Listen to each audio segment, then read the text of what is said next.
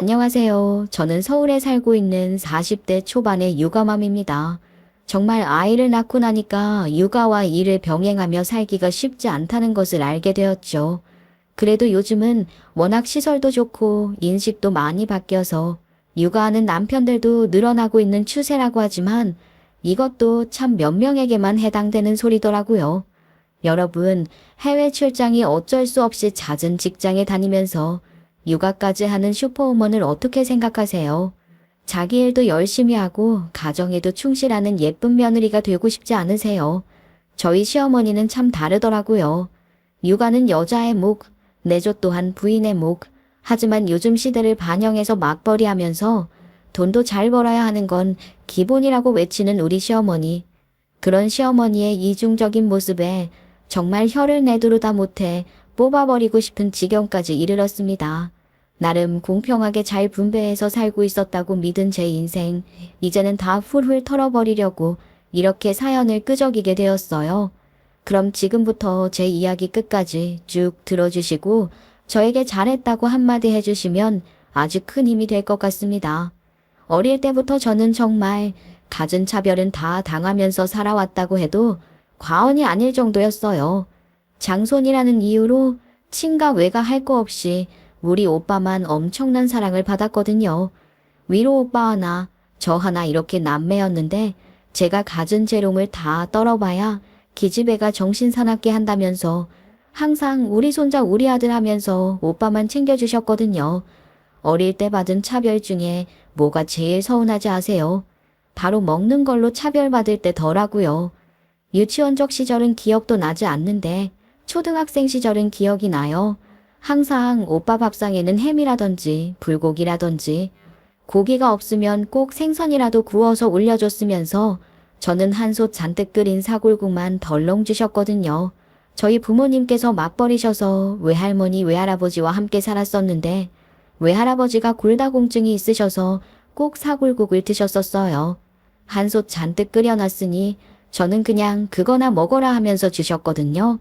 오빠는 반찬 투정이라도 하면 안절부절 외할머니가 냉장고에서 햄이라도 썰어서 구워줬으면서 제가 햄 반찬 먹고 싶다고 투정 부리면 밥 먹지 말라고 밥그릇을 빼앗아 가셨어요. 4살 터울이던 오빠랑은 사이가 좋을래야 좋을 수가 없었죠. 오빠는 그게 항상 당연하다고 생각하는 사람이었거든요. 중학생 땐가 하루는 조별로 숙제를 해야 하는 게 있어서 저희 집에 모여서 숙제를 하는데 외할머니가 기집애들 잔뜩 모여 있으니까 정신 사납다고 나가라고 화를 내시는 거예요. 할머니 진짜 왜 그래? 나 친구들이랑 같이 모여서 학교 숙제하고 있는 건데 자꾸 방해할 거야? 왜 나가라고 그래? 숙제는 얼어 죽을. 아주 그냥 배부른 소리하고 자빠졌다.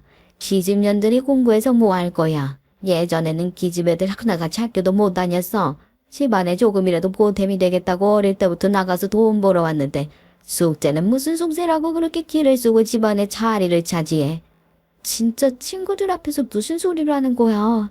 요즘 시대에 그런 게 어딨어. 남자는 공부하고 여자는 돈 벌어오는 게 그게 언제적 얘기야. 이게 어디서 따박따박 말대꾸야. 네 오빠나 대성을 하면 되지. 기집년이 잘 돼서 뭐 하겠다고 난리야. 네 년이 잘 되어 마야 집안에서 좋아할 사람 아무도 없다. 네 오빠 뒷바라지나 해. 아, 나 진짜 지겨워서 못 듣겠어. 할머니, 같은 손주들인데 왜 그렇게 차별을 하고 그래? 해도 너무하잖아. 왜 이렇게 차별을 하냐고. 차별? 차별 같은 소리 하고 있네. 당연한 얘기를 하는 거지. 네 오빠가 너 때문에 기도 못 펴고 살고 있는 거 아니야. 이제 곧 수능을 봐야 한다는데 네가 집안에서 이렇게 정신사납게 굴면 공부가 되겠어. 그리고 네 년이 공부한답시고 네 오빠 복까지 다 채가는 거 아니냐. 그게 오빠 수준인 거야. 오빠가 공부에 노력을 더해야 좋은 성적을 받는 거지. 나는 내 할 일 잘하고 있는데 왜 내가 오빠 보고 다 채간다고 그래? 나한테 왜 그러냐고. 인연이 따물지 못해. 어디서 기집애가 따박따박 말대꾸를 하고 그러냐. 할 말 없으면 맨날 연연거리기만 하고. 그래서 큰삼촌이 할머니 모시고 살고 있기나 해? 딸인 우리 엄마가 모시고 살고 있는데 왜 자꾸 딸을 하등생물인 취급하냐고. 인연이 드디어 미쳤나? 네 큰삼촌이 바쁘니까 그런 거지 뭐가 어쩌고 어째? 그렇게 아들 타령을 할 거면 큰삼촌네 집에 가서 살지 왜 우리 집에서 살고 있는 거냐고요, 할머니. 할머니를 모시고 있는 게 누군지 곰곰이 생각하고 말을 해요. 물론 우리 부모님이 맞벌이였으니까 육아도 도와주고 할 겸 저희 집에 오신 건 맞다지만 큰 삼촌네에 가지 못하는 이유도 있었죠. 큰 어머니께서 우리 외할머니랑 같이 살기 싫다고 합가를 하면 이혼이라도 하겠다고 아주 강경하게 나오셨기 때문이었어요. 대화로만 봐도 아시겠지만 아들밖에 모르고 아들이라면 전부인 줄 아는 우리 외할머니가 큰어머니를 얼마나 달달 볶으면서 괴롭히셨겠어요. 거기다가 큰 집에는 사촌 언니 둘밖에 없었거든요. 아들도 못 낳은 며느리라고 큰어머니를 그렇게 구박을 하셨었대요. 그러니까 저 같아도 우리 외할머니랑 살기 싫을 것 같더라고요. 우리 오빠라면 남자라고 아주 꽁뻑 죽는 외할머니인데 큰 삼촌네 집에 가서는 오죽하겠냐고요. 그러니 제가 대놓고 큰 삼촌네 집에 가서 살지 왜 우리 집에서 사냐 말을 하니 외할머니께서 아무 말도 못하시고 머리 싸매고 누우시더라니까요. 솔직히 저는 하고 싶은 말 다 해서 속 하나는 통쾌했죠. 하지만 뒤에 몰아친 후폭풍은 뭐 감당 못할 정도였어요. 그날 저녁에 부모님께서 퇴근을 하고 오시자마자 외할머니가 나오지도 않는 눈물을 지어 짜내며 이간질을 하셨거든요. 아유 엄마 왜 방 안에서 꼼짝도 안 하셔요. 제가 과일 좀 사왔어요. 엄마 좋아하시는 귤. 나와서 귤 드세요. 싫다. 내가 지금 귤이 넘어가게 생겼냐? 내가 이런 취급받으면서 네 딸년에게 밥 챙겨주면서 알아야 하는 게야? 아니 내가 나이 먹고 서러워서 원. 네 딸년이 나한테 뭐라는 줄 알아? 나보고 내 아들 집에서 소방 맞고 여기 온 거 아니냐면서 그렇게 아들 타령할 거면 아이 우리 아들 집 가서 살으랜다. 어머 미영이 너 정말 그런 말을 했어 할머니한테? 아니 뭐 내가 틀린 말을 한 것도 아닌데 왜 그래. 그리고 내가 언제 그렇게까지 비약을 하면서 말을 했다고. 아니 할머니가 나한테 내가 오빠 성적까지 다 빨아먹는 거 아니냐고 욕을 하잖아. 친구들이랑 조별 숙제하려고 집에 모인 건데 자꾸 나가라고 하면서 정신 사납다고 하니까. 아무리 그래도 그렇지 할머니 속상하시게 삼촌 댁에 가서 살으라고 말을 하면 어떡하니. 엄마가 너 그렇게 예의도 없는 애로 키운 거야 정말로? 아이고 내 팔자야. 늙은이가 나가 죽어야지. 내가 나이 먹고 이런 취급받으면서 어찌 사노. 내가 손녀딸한테 나가라는 얘기나 들으면서 살아야 하나. 아이고. 아이 장모님 마음 푸셔요. 제가 딸아이 교육 단단히 시키겠습니다. 장모님 아니면 저희 애들은 누가 돌봐주나요? 장모님 덕에 저희가 마음 편안하게 맞벌이를 하는 거죠. 싫네. 사위고 딸년이고 뭐고 다 필요 없네. 사돈 댁에 가서 부탁을 드려보던가. 내가 나가서 아주 카쿠이마 죽든 말든 전혀 꼬라지 안 보고 사는 게 마음이 편하지. 아유 엄마도 참 우리 시부모님 바쁜 거 다 잘 알고 있으면서 그리고 내가 우리 엄마 아니면 어디 가서 이런 부탁을 하고 그래. 우리 엄마 없으면 마음이 안 놓여서 안 되지. 그런 식으로 저만 미운 오리 새끼가 되었죠. 나이가 어렸을 때니까 영악하게 굴지도 못하고 오빠는 이 사정 다 알면서도 막대사탕 입에 물고 낄낄거리면서 구경하고 있더라고요. 저만 부모님께 호되게 혼났죠. 아무리 그래도 어떻게 할머니한테 그런 말을 할 수 있냐고 말이죠. 저도 억울했어요.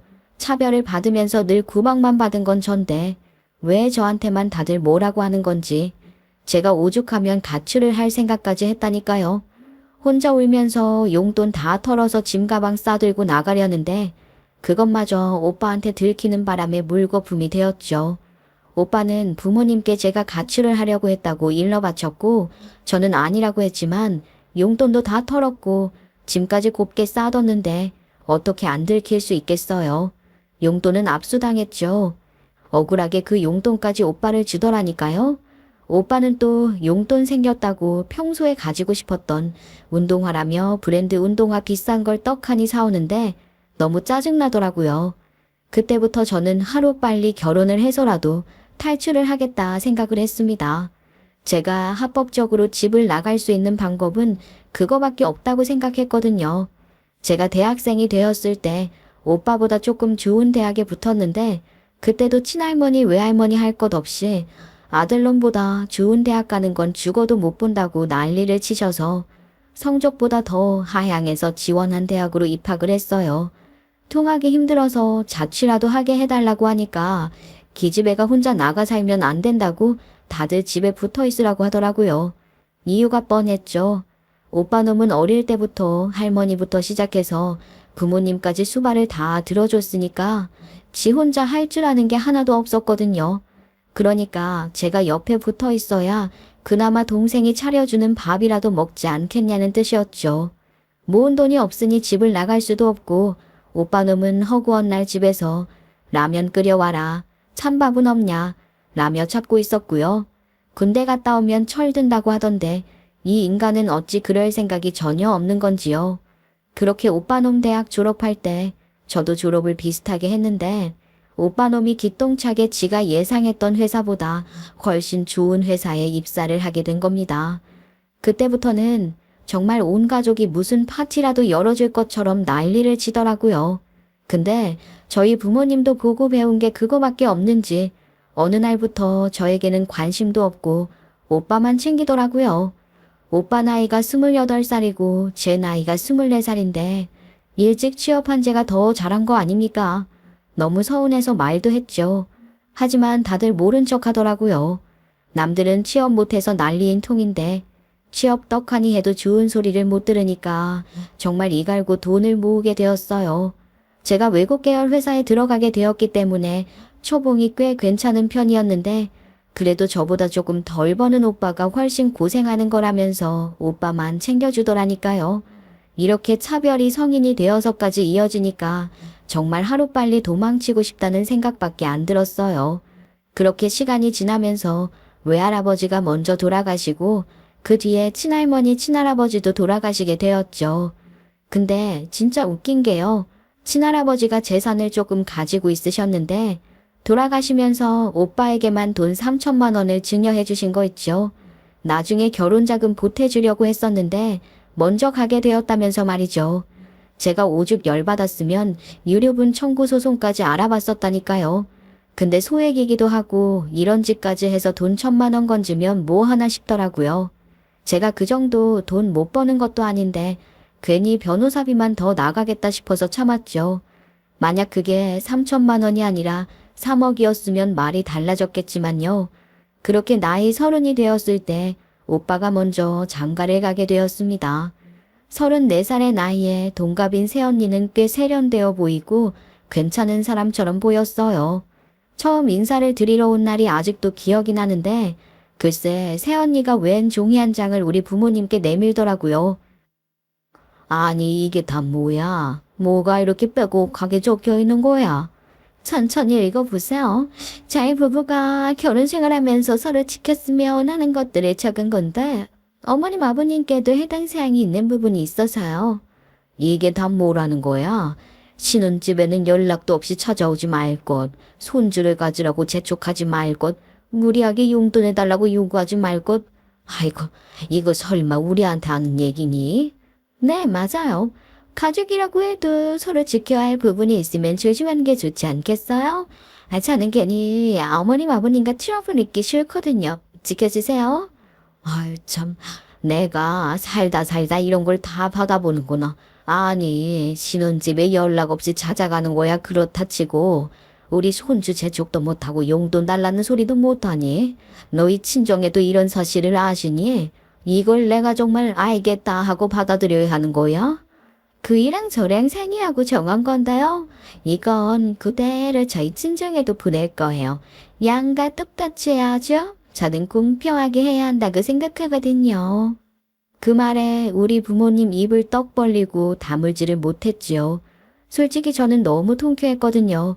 새언니가 기가 센 사람처럼 보이긴 했는데 우리 오빠가 아주 꼼짝도 못하는 것처럼 보이기도 했고요. 금이야 오기야 키워놨더니 집에도 찾아오지 말라, 애 재촉하지 말라, 용돈 안 주겠다 하는데 얼마나 속이 시원해요. 그러길래 진즉 차별 좀 하지 말지. 새언니가 똘망똘망한 얼굴로 그렇게 말을 하는데 뒤에서 조용히 엄지척 올려주었다니까요. 근데 그 뒤로 정말로 새언니가 똑 부러지는 소리를 엄청나게 하는 거예요. 결혼 생활을 하면서 저희 친정엄마가 약간 벼르듯이 새언니 트집을 잡으려고 할 때마다 새언니가 사이다를 팍팍 날려주더라고요. 예, 너 우리 아들 아침은 잘 차려주고 있는 거 맞니? 내가 우리 아들 고기 반찬 없이 밥을 먹인 적이 없어서 식단이 참 궁금하다. 아이 어디 우리 아들 밥 잘 먹고 있나 솜씨도 한번 보고 싶고 그런데 요즘은 사진으로 매일 식탁을 찍어서 보내주는 며느리도 있다고 하던데. 세상에 엄마 그런 며느리가 어디 있어. 마지못해서 하는 일이겠지. 세연이한테 무리한 거 요구하지 말아요. 너는 가만히 있어. 너는 네 오빠가 밥 잘 얻어먹고 다니는지 궁금하지도 않니? 잘 챙겨주고 있어요. 어머님께서 매번 고기 반찬해 주셨다고 하셨죠? 그래서 그런지 이 사람 내장 지방이 장난 아니라고 하더라고요. 요즘은 건강식으로 먹이고 있어요. 내장 지방이 많이 있다고? 아니, 건강식이라니 어떻게 챙겨주고 있는데? 아침은 연두부 먹이고 있고요. 저녁에도 부담 없이 샐러드 같은 걸로 때워요. 고기는 단백질이라 필요할 것 같아서 닭가슴살 주고 있고요. 세상에나. 아니 그게 밥이니? 초식동물도 아니고 무슨 풀떼기만 주고 있어? 밥다운 밥을 줘야지. 당연히 밥이죠. 서양 사람들은 몇 끼니마다 샐러드를 먹는걸요? 그거야 외국인이니까 가능한 거지. 아니 한국 사람은 쌀밥을 먹어야 하는 거 몰라서 그래. 우리 아들은 양념갈비를 좋아하는데 그러면 매번 그렇게 말도 안 되는 식단으로 밥을 먹는다는 거야? 여태 실컷 먹었으니까 이제는 좀 잘 시켜야죠? 살 빠지면 보기도 좋고 좋은 거 아니겠어요? 어머님, 살 디륵디륵 찌어봐야 욕심만 가득한 사람으로 보인다고요. 어쩜 그렇게 새언니가 가려운 부분을 벅벅 긁어주던지요. 딱 보기에도 오빠가 퉁퉁하다가 보기 좋게 살이 빠져서 좋아 보인다고 싶었는데 저희 부모님 눈에는 말라 보였나 봐요. 새언니 붙잡고 서운하다. 우리 아들 살이 너무 빠졌다. 난리를 치는데 새언니가 글쎄 건강검진표 들고 오더니만 이제서야 과체중에서 정상체중으로 가고 있는데 무슨 소리냐고. 눈이 있으면서 표를 보고 이야기하라는데 우리 부모님 당연히 아무 말도 못 하시더라고요. 새언니한테 잔소리를 못하니 괜히 애먼 저를 잡으시는데 저야 뭐 그 정도 꾸중은 평생 들어온지라 아무렇지도 않았고요. 그러던 어느 날 새언니랑 오빠랑 틀어지게 된 일이 생겼는데 오빠가 잘 다니던 회사를 그만두고 사업을 하겠다고 하면서였어요. 새언니는 안정적인 생활을 버리고 사업을 하겠다는 오빠를 이해하지 못했죠. 보아하니 둘이 2세 계획을 세운 시점에 생긴 일 같더라고요.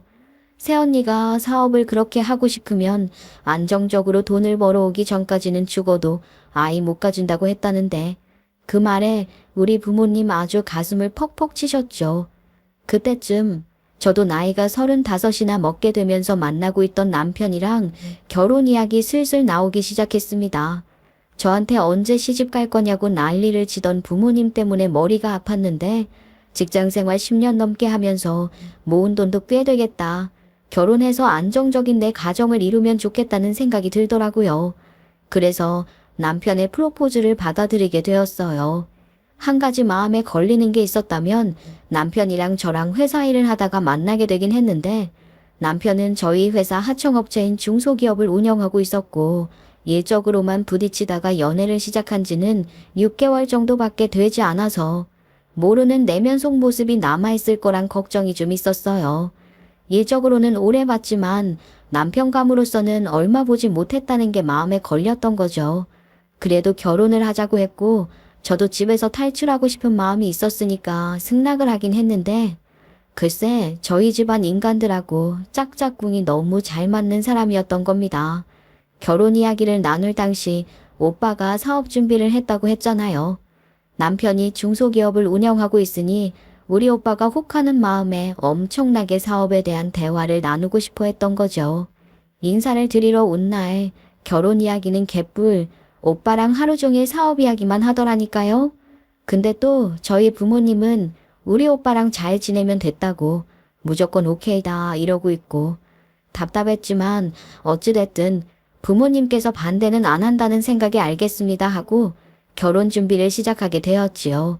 그런데 여기서 또 복병이 하나 있었는데 오빠 놈이 가진 돈 탈탈 털어서 사업을 하겠다 했으나 돈이 부족했던 거예요. 부모님께서 저 결혼할 때 보태주시겠다고 약속한 돈이 있었는데 그 돈을 홀라당 오빠 사업 자금에 보태 쓰라고 줘버리신 거죠. 아유 정말 내가 무슨 말을 더 해야 할지 모르겠나. 아니 오빠가 결혼할 때는 집사라고 돈도 떡하니 지어줘놓고 내가 결혼한다고 하니까 오빠한테 사업자금 대줘야 해서 돈을 못 준다는 게 말이나 되는 소리야? 어떻게 옛날부터 지금까지 허구한 오빠만 그렇게 지원을 해줄 수가 있어. 얘는 왜 그렇게 돈에 욕심을 내고 그래? 엄마랑 아빠도 결혼할 때 할머니 할아버지한테 도움 못 받고 했다. 너희가 준비가 되었으면 알아서 결혼도 하는 거지. 나한테 어디 돈 맡겨놨냐? 그리고 네 오빠가 이 집안의 기둥인 걸 몰라서 그래. 네 오빠가 잘 되어야지만 너한테도 도움이 되는 일이라고. 오빠가 잘 돼서 나한테 도움이 될 게 뭐가 있는데 그걸 지금 말이라고 해? 오빠가 여태까지 돈 벌어먹고 살면서 나한테 생일 선물 하나 해준 게 없는데 오빠가 잘 돼야 내가 잘 되는 게 뭔 소리냐고 엄마. 오빠는 자기 배만 부르면 끝인 사람이라고. 나중 일은 모르는 거다. 네 오빠가 돈 잘 벌면 너 힘들 때 모른 척 하겠니? 이 먼 미래를 내다보고 살아야지. 모른 척하고도 남을 사람이지. 지금까지 내가 얼마나 큰 차별을 받으면서 살았는지 다 알면서도 모른 척했는데 돈 있으면 더 모른 척하겠지. 여태 같이 밥 먹으면서 자기 고기 반찬 한 번은 안 나눠준 사람인데 뭘 도와주고 어째 그럴 리가 있어? 아유 너도 참 너다. 언제적 이야기를 하고 있어. 아직도 고기 반찬 타령하는 거야? 엄마는 차별로 피해받은 사람의 마음을 몰라서 그래. 나는 그게 평생이 하늘로 남아있었다고. 그래서 나 한 푼도 안 주겠다고? 오빠는 할아버지한테도 돈 받아놓고. 아유 지겹다 지겨워. 그게 얼마나 된다고 그래. 장남이니까 받은 거지. 진짜 서운했죠. 그런데 여기서 남편 놈이 저희 부모님 편을 드는 겁니다. 제 편을 들어줘도 모자랄 판에 우리 오빠 편을 들면서 알랑방귀를 끼는데 제 기분이 좋겠어요? 당신이 모아둔 돈이 없는 것도 아니고 장인어른 장모님께서 형님 좀 도와드리겠다는데 왜 그래? 나중에 형님이 잘 되시면 우리 회사랑 연관이 지워질 수도 있는 거고 다 득이 되는 거야. 그러니까 우리가 알아서 하자 결혼 준비, 응? 그래, 우리 사위 최고다. 나이언도 몰라주는 마음을 사위가 알아주네. 아, 내가 아주 든든한 사위를 봤어. 이런 사위가 우리 집에 들어오니 아주 복이 굴러 들어왔네. 답답한 건 저 하나뿐이었죠. 그렇게 저희는 친정 지원 하나 없이 결혼을 했어요. 시댁에서는 지원을 해줬냐고요? 친정에서 안 해주는데 시댁돈을 어찌 받겠어요. 한 푼도 못 받았죠. 더군다나 오빠 놈 저 결혼하는데 축의금도 안 냈더라고요. 저는 오빠 결혼할 때 나이 30에 200만 원이나 했는데요. 물론 그것도 부모님이 해야 된다고 박박 우겨서 한 거긴 하지만요. 어떻게 동생 결혼하는데 결혼 비용까지 꿀꺽 해놓고 단 한 푼도 안 줄 수가 있냐고요. 너무 서운해서 새언니한테 말을 했더니 새언니는 제가 200만 원 축의금 낸 것도 모르고 있더라니까요. 오빠 놈이 혼자서 꿀꺽한 거였죠. 새언니가 몰라서 못 챙겼다고 미안하다면서 300만 원을 축의금으로 보내줬어요. 진짜 얼마나 고마웠는지 몰라요. 근데 글쎄 이걸로 오빠랑 새언니가 다퉜는지 저희 부모님 귀에 들어가게 되었고 사업한다고 돈도 없는 오빠한테서 300만 원 받아갔다고 돈 내놓으라고 하시더라고요. 정말 더럽고 치사하죠. 결혼해서도 똑같았어요. 오빠랑 남편이랑 사업으로 일맥상통해서 어찌나 짝짝꿍이 잘 맞던지. 더 웃긴 건 오빠 놈이 그래도 돈복은 있는 놈인지 사업이 엄청나게 승승장구했다 이 말입니다. 덕분에 새언니도 임신해서 떡두꺼비 같은 아들 손주 낳았고요. 저희 부모님은 오빠가 복덩어리라면서 너무나도 기뻐하셨죠. 그렇게 행복만 했으면 다행인데 제가 외국 계열 회사에 다녔었잖아요. 저희 회사가 한국 사업부를 줄이면서 해외 사업에 더욱 매진을 하게 되었고 결혼하면서 저도 일복이라는 게 터진 건지 뭔지 해외 출장을 엄청나게 다니게 되었어요. 그 바람에 당연히 저희 임신 계획도 멀어지게 되었는데 이 사실을 알게 된 시부모님이 아주 난리를 치시는 겁니다. 아유, 또 해외 출장을 가게 되었다고? 아니, 해외 일은 너 혼자만 한다니? 결혼을 했으면 당연히 임신이 먼저지 일이 먼저야. 나는 우리 아들 하나뿐이라서 무조건 손주 먼저 봐야겠다. 회사 일이 갑자기 바뀌게 되면서 저도 충분히 적응을 해야지만 승진의 걱정도 덜게 되는 건데 임신부터 해야 한다고 박박우기는 바람에 저는 자리도 제대로 잡지 못한 채로 아이를 가질 수밖에 없었죠. 솔직한 제 심정으로는 2, 3년 정도 회사 일에 안정적인 제 자리를 마련해 놓고 임신을 하고 싶었는데 얼굴을 볼 때마다 임신하라며 친정에서도 며느리로서의 도리를 다하려면 아이를 가지는 게 먼저다. 우리 오빠까지 나서서 아이를 가져야 한다 난리를 치니까 그 소리 듣기 싫어서 제 커리어를 포기하고 아이를 가져야겠다는 생각을 하게 되더라고요. 회사 사업부가 바뀌면서 잦은 출장으로 힘들어지긴 했지만 그래도 제가 15년을 다닌 회사니까 저를 막 해고할 수는 없는 일이었으니까요. 승진을 포기하고 출산을 하게 된 거죠. 근데 또 아이를 가지니까 그 즐거움이 다르더라고요. 육아를 하면서 일을 병행한다는 게 쉬운 건 아니었지만 둘 다 해내고 싶은 생각이 있었어요. 제가 1년간의 육아휴직을 끝내고 복직을 하게 되었을 때 일이 좀 생기게 되었죠. 어머님, 저 이번에 복직을 하려고 해요. 뭐라고? 이 어린아이를 두고 복직을 하겠다고? 남들은 애 크는 거 일일이 지켜보고 싶다고 난리인데 너는 모종에도 없니? 이 핏덩이를 두고 일을 하러 나가게? 어머님, 현실을 봐야죠. 요즘 아이들 키우는데 들어가는 돈이 얼마나 많이 드는데요. 저도 열심히 벌어서 애들 키우는데 보태야죠. 너 지금 우리 아들 무시하니? 우리 아들이 성 멀쩡하게 잘하고 있는데 무슨 돈이 부족하다고 나가서 일을 하겠다는 거야? 사업하는 그 일을 제가 왜 무시하겠어요? 사업이라는 것 자체가 위험 부담이 큰 거잖아요. 고정적으로 들어오는 돈이 있는 게 마음적으로 안정이 되는 거죠. 그이가 막말로 사업이 잘 안 돼서 둘이 하도 못 벌어오면 저희는 쫄쫄 굶어요? 제가 벌어와야죠. 그 말이 죄다 변명처럼 들린다. 우리 아들 못 믿어서 나가서 돈 벌어오겠다는 소리로 들린다고. 제가 그 일을 못 믿어서 이러는 게 아니라 대비책이라는 것이 필요하다고 생각해서 복직을 하는 거라고 이해를 좀 해주시면 안 될까요? 그러니까 네 말은 우리 귀한 손주를 두고 꼭 복직을 해야겠다고 말을 하는 거 아니야. 네, 맞아요. 어린이집에 자리로 때마침 비었다고 연락이 왔고요. 다음 달에 복직하겠다고 회사에도 말을 해두었어요. 아유, 정말 사돈 어른은 어떻게 이 고집을 꺾으면서 너를 키우셨다니. 이렇게 어른 말 안 듣고 고집을 부리는 며느리는 내가 태어나서 처음 봤다. 기가 막혀 아주. 서운했지만 저는 이미 그런 결정을 내린 것을 어떻게 하겠어요. 그런데 저만 진짜 왕따인 건지 저희 부모님조차 제 편을 안 들어주셨죠. 뭐 이거야 늘 그랬으니까 이 꼴이 났지만 시댁에서 저에게 퇴직을 하라고 하는데 부모님께서도 동조를 해주실 거란 생각은 못했거든요. 언제는 여자도 평생 일을 해야 하는 거라고 하시더니만 근데 또 시댁에서 저에게 영영 일을 그만두라는 건 아니었어요. 잘 다니는 회사 그만두고 동네 어디 마트 같은데 취직해서 파트타임으로 일을 해야 애도 보고 내조도 하고 돈도 버는 거 아니겠냐고 하셨거든요. 이게 말이나 되는 소립니까? 빵빵한 회사 그만두고 갑자기 마트에서 일을 하라니요. 결국 저는 양가의 부당한 이야기를 무시하고 복직을 하기로 했는데 이 한 달 사이에 일이 터지고 말았어요. 남편이 발주를 잘못해서 아주 큰 손해를 떠안게 되었거든요. 이 손해를 막기 위해서 대출도 받고 직원들에게 양해를 구하고 월급 지급일까지 미루게 되었어요. 그래봐야 직원이 남편 포함해서 4명밖에 없는 회사이긴 했지만 그러다 보니까 손해가 엄청나게 크게 와닿게 되더라고요.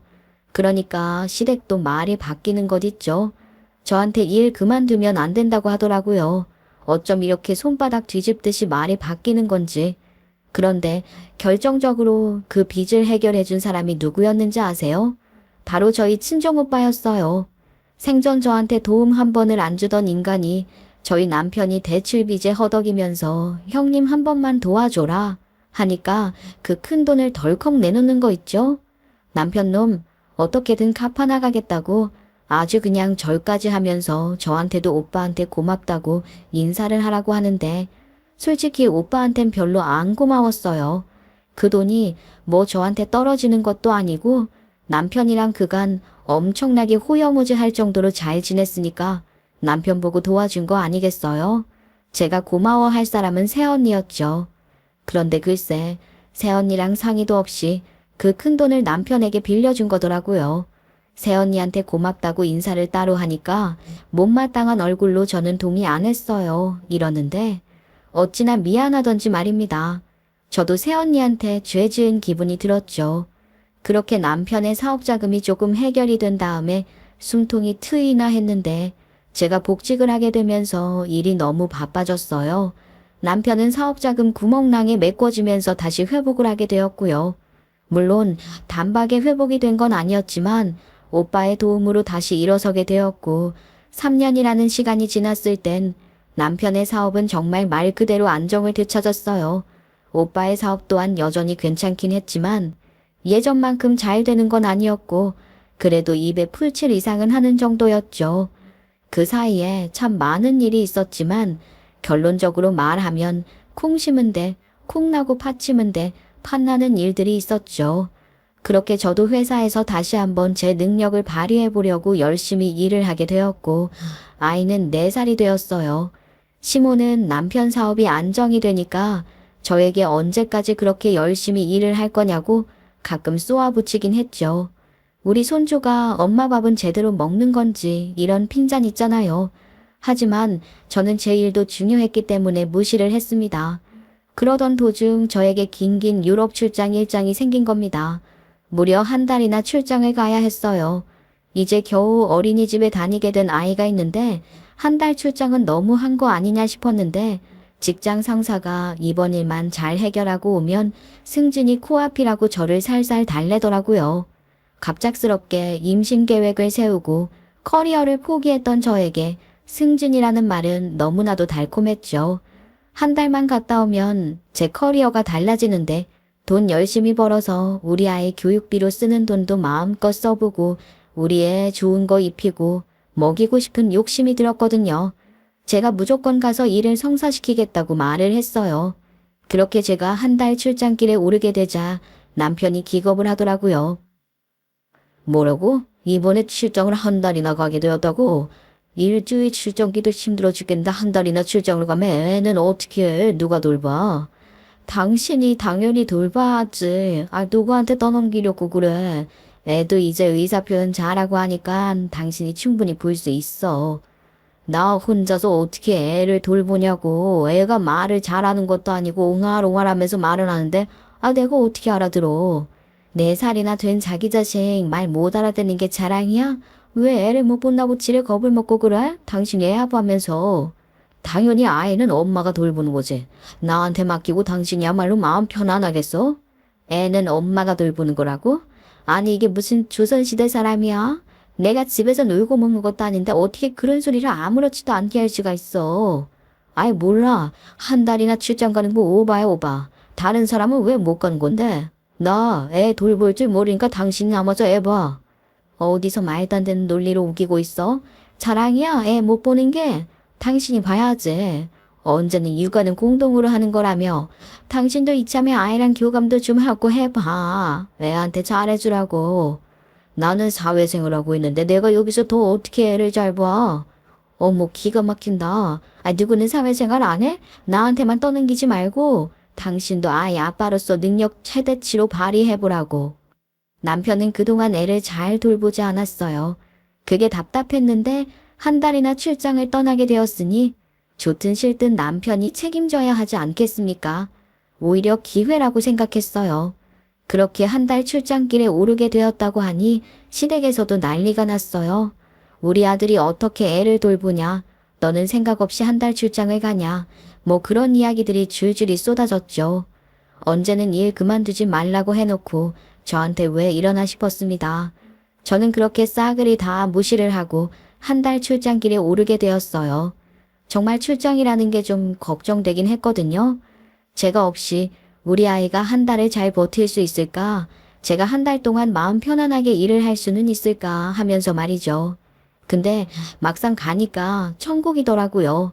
아이 걱정은 물론 됐지만 그래도 남편이 알아서 잘 지지고 볶겠지 하는 마음도 생겼거든요. 당연히 하루에 한 번씩 영상통화도 하고 아이 컨디션 체크도 하면서 살필 건 다 살펴보았어요. 다행인 건 아이가 제가 없는데도 잘 지내는 것 같아 보이더라고요. 엄마, 엄마 하면서 찾을 줄 알았는데 저를 잘 찾지도 않는데요. 정말 다행이죠. 유럽에서 여유 있는 출퇴근하면서 여가 시간 보내며 일을 한다는 게 너무 행복했습니다. 오죽하면 유럽으로 이민을 오고 싶었다니까요. 그렇게 한 달 출장이 눈 깜빡할 사이에 지나가고 귀국을 해야 하는 날이 왔는데 집에 가기 싫을 정도였어요. 남편에게 몇 시 도착이다 하고 말을 해뒀는데 공항에 안 나왔더라고요. 한 달 출장이었으니까 가지고 온 짐도 어마어마한데 치사하지 않나요? 지친 몸을 질질 끌고 공항 버스 타고 집에 딱 도착을 하니까 글쎄 밤 8시더라고요. 배도 고프고 빨리 집에 가서 쉬고 싶기도 하고 장시간 비행이라는 게 쉬운 일이 아니잖아요. 아무튼 집에 딱 도착을 했는데 제가 진짜 충격적인 걸 봤지 뭐예요. 남편이 배벅벅 긁으면서 TV 보고 있더라고요. 나한테 한마디도 안 하고 투명인간 취급을 하는 거예요.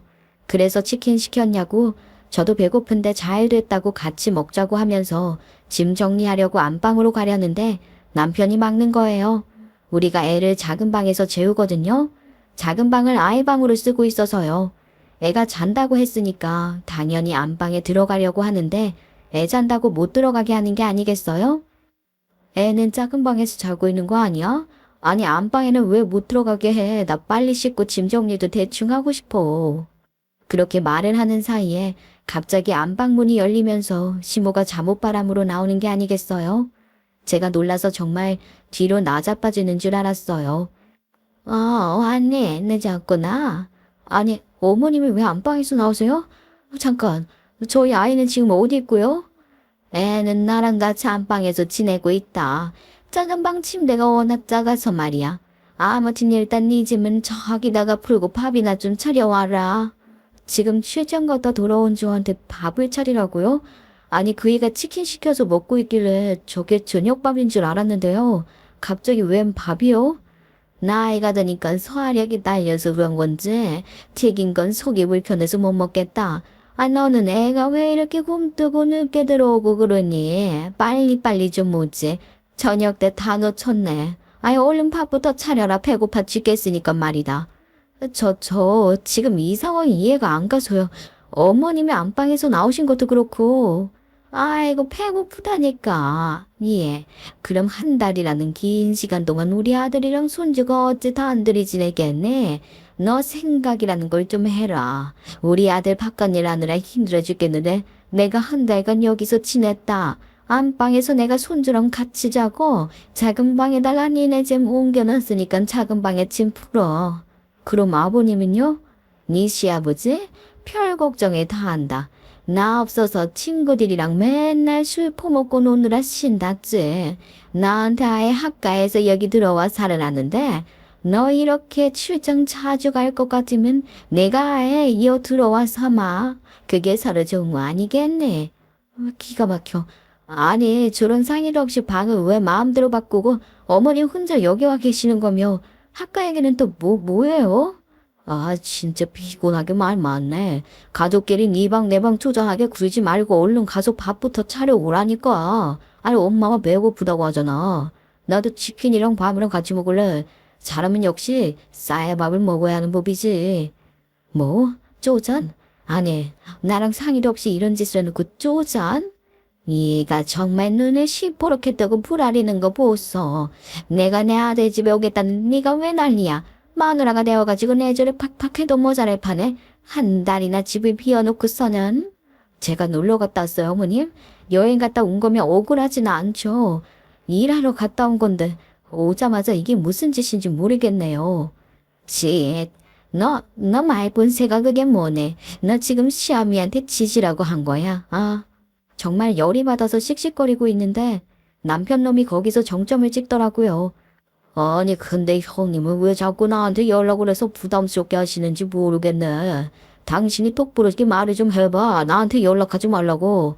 나한테 병원에 좀 놀러 오라는데 나는 뭐 일 안 하는 줄 아나? 진짜 연락 피하는 것도 한두 번이지. 너 지금 말 다 했어? 진짜 내가 더 이상은 못 참겠다. 짜증이 확 올라와서 어머님하고 너 둘 다 짐싸. 내 말 안 들려 짐싸라고. 이 집에서 나가야 할 건 내가 아니라 너랑 너네 엄마 같으니까 나가라고. 아 짐싸라고. 제가 악다구니를 바락바락 쓰면서 안방에 들어가서 화장대 서랍 깊숙한 곳에 넣어두었던 이혼 서류 꺼내와서 내밀었습니다. 이게 뭔데? 이걸 지금 나한테 주는 이유가 뭔데? 넌 눈깔이 없니? 한글 못 읽어? 이혼서장이다. 그러니 시모도 그렇고 남편도 그렇고 아주 기가 막히다는 얼굴을 하고 있더라고요. 진짜 기가 막혀야 할 사람이 누군데 그런 표정을 짓는 건지. 그 이혼소장으로 말을 할 것 같으면 남편이랑 살면서 화딱지 나는 일이 한두 가지가 아니라서 미리 품어놨던 거였어요. 언젠간 쓸 일이 오겠지 싶어서 말이에요. 그게 오늘인지는 몰랐지만요. 시모는 저한테 비아냥거리면서 말을 하더라고요.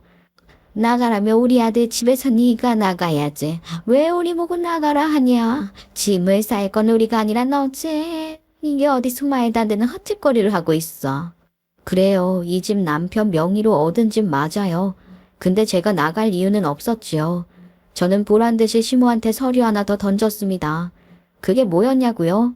바로 우리 오빠 이름으로 된 집문서, 그리고 오빠와 새언니가 그 집을 저에게 주겠다고 공증받은 서류였어요.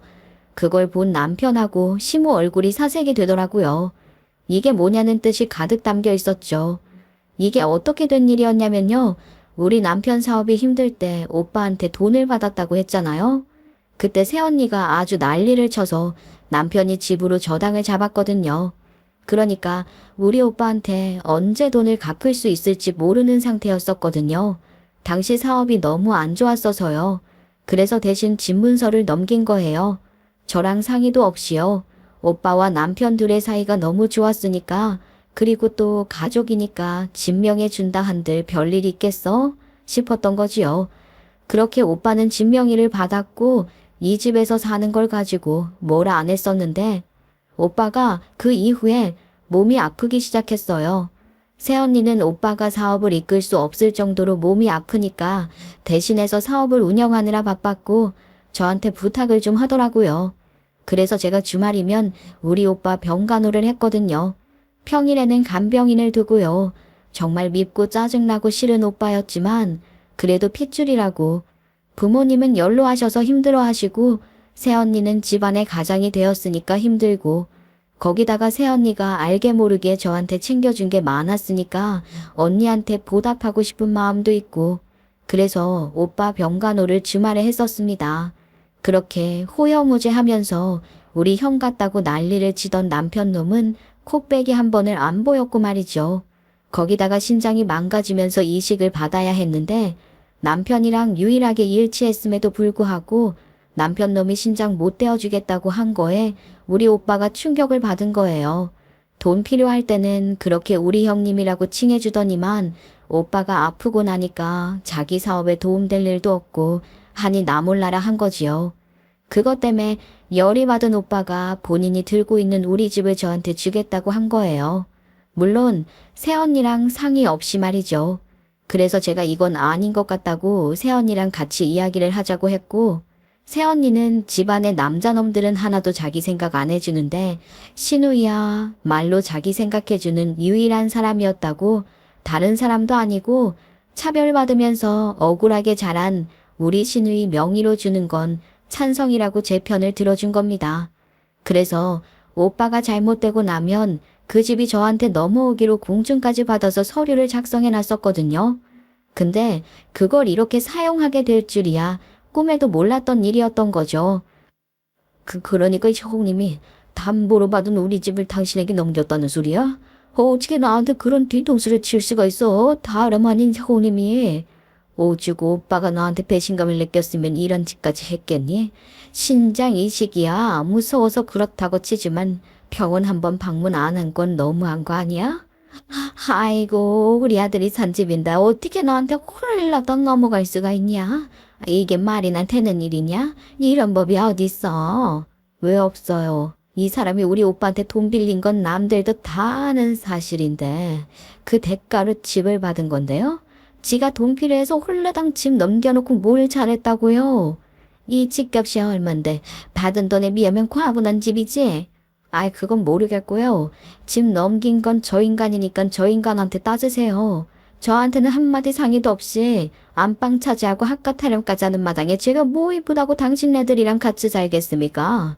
너희 같은 인간들이랑은 살프 데끼면서 살고 싶지 않으니까 당장 내 집에서 나가라고요. 당신 지금 피곤해서 그런 건지 너무 흥분한 것 같아. 부부 사이에 몰리 이런 걸로 이혼이니 내 집이니 따지고 들어. 아이 우리 대화로 하자. 어? 그래. 한 달간 출장 갔다 오고 비행기 오래 타서 피곤할 텐데 내가 좀 심했다. 저 배고프지? 내가 밥 차릴게. 너 좋아하는 음식들로다가 내가 금방 차려주마. 됐고요. 나가시라니까요. 저 인간 반품할 테니까 당장 데리고 나가시라고요. 아이고야, 기총 떨어지겠네. 우리 손주 깨는 거 아니니? 아무튼 내가 지금 바로 짐 싸마. 오늘은 피곤해서 감정이 요동치는 것 같으니까 내일 다시 얘기하자. 나 왔으니까 난 집에 가볼게. 저 인간도 데리고 가라고. 꼴도 보기 싫으니까 내 눈앞에서 치우라고.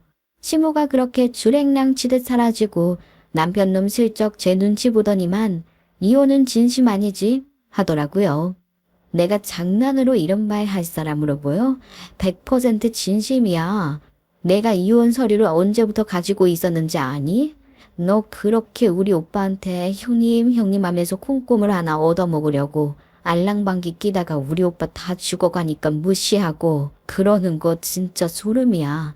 사람이 그렇게 살면 안 된다고 이혼하자고. 당신 출전금 안 돼 그럼 애는 어떻게 해? 애는 어떻게 하려고? 애 아빠가 있어야지. 애 하나 돌볼 줄 몰라서 지네 엄마 부른 마마보이 딸이 없어도 돼. 나 돈 잘 벌어서 애 키우는데 문제 없고 이번 출정도 성공적으로 일 끝내서 승진 다 따놓은 거 몰라? 너 필요 없다고. 아유 다시 생각해봐. 앞으로는 집안일도 반반 육아도 반반 할 테니까 어? 여태 안 한 걸 퍽이나 하겠다. 꺼지라고. 10년 동안 단 한 번에 그런 적이 없으면서 무슨 이제 와서 이빨린 말을 하니? 내가 너를 어떻게 믿니? 당신 배고파서 예민한가 보다. 저 치킨 좀 먹을래? 맛있는 닭다리 날개는 지가 다 처먹고 퍽퍽한 가슴살 하나 냅둬 놓고선 양심도 없지요. 저는 치킨을 그 인간 얼굴에 던지면서 니 다 처먹고 나가라고 소리를 질렀습니다. 다음날 저한테 이야기 좀 하자고 애걸복걸하는데 이혼 서류 도장 안 찍으면 소송이라도 하겠다고 하니까 잠시 시댁에 가 있을 테니 마음 좀 돌려달라고 하더라고요. 그 인간 나가자마자 저도 변호사 사무실 가서 이혼소장 접수해버렸습니다. 그 마마보이 인간이랑은 죽어도 안 살겠다는 마음으로 말이죠. 결국 그 인간이랑 이혼했습니다. 지지부진 시간 끌기 하는데 변호사 선임까지 했는데 못 이길 이유 있겠어요? 웃긴 게 집 명의가 아직은 오빠 명의라서 제가 재산 분할 해줄 것도 없더라고요. 남편 이름으로 된 재산의 40%를 뚝 떼어먹고 남편 놈 시댁으로 반품시켜버렸습니다. 그 이후 3년이라는 시간이 흘렀고 양육비 꼬박꼬박 잘 받고 있습니다. 그 사이에 우리 오빠는 신장 기능 다 망가지고 가니고 쓸개까지 망가지는 바람에 요양원에서 목숨 부지하다가 하늘나라로 가게 되었고 새언니 혼자서 열심히 양육하며 사업하며 그렇게 살고 있는 중이에요. 저는 여전히 새언니랑 사이 좋아서 조카들 보러 주말에 우리 애랑 같이 찾아가고 있고요. 우리 부모님은 우리 오빠가 병으로 세상 떠난 뒤에 새언니한테 여전히 꼼짝 못하면서 살고 있습니다. 전 남편? 그 망할 인간 꼴도 좋게 3년 사이에 사업 쫄딱 망했다고 하더라고요. 전염병 돌면서 전 남편이 가지고 오던 부자재가 국내 반입이 안 되면서 손가락만 쭉쭉 빨다가 결국 사업 정리하고 폐인으로 살고 있다고 하는 거 있죠. 양육비는 아마 시부모님 연금에서 나오는 게 아닌가 싶어요. 그러길래 사업보다 안정적인 고정 수입이 필요하다고 그렇게 말을 할 때 제 말 무시하더니 꼴 좋습니다. 덕분에 치킨 다리살 열심히 뜯으면서 아이랑 행복하게 잘 지내고 있어요.